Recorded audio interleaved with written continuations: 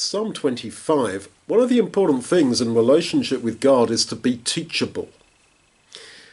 Verse 8, God will instruct sinners in the way, he will guide the humble, and he will teach the humble his way. All the ways of Yahweh are grace and truth to such as keep his covenant. So, sinners are the ones that are taught, but then he says the humble are the ones who are taught. So, the basis of being teachable is to be humbled by your sins. If you recognize that you are a sinner, and this is not popular, in the world in which we live, you're supposed to be told you're awesome and wonderful and it's everyone else's fault, not yours. The Bible is not like that. The Bible convicts men and women of sin. The cross of Jesus Christ convicts men and women of their sin if you let it function as it is intended to. You're convicted, but you're convicted also of your forgiveness. Then you are teachable. God instructs sinners in the way, guides the humble, teaches the humble.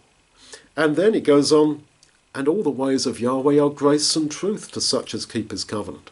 So then, you then come to know his grace and his truth of his forgiveness, the reality of his acceptance of you by grace.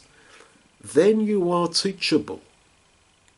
We should pray before we read the Bible that God will open our eyes to his word.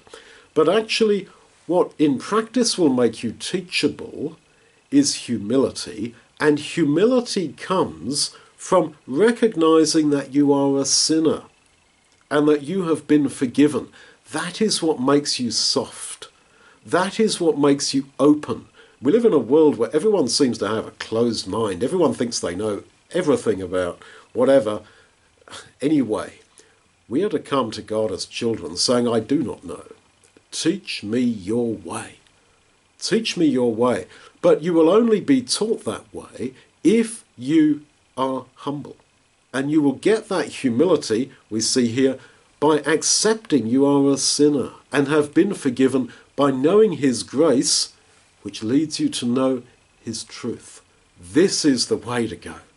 This is the way to go. This is the way to live, to grow all the time in your knowledge of God, in the sense of your relationship with God, your understanding of his word, understanding of his way. But that is predicated upon being humble, which is predicated upon accepting your sinfulness and his forgiveness.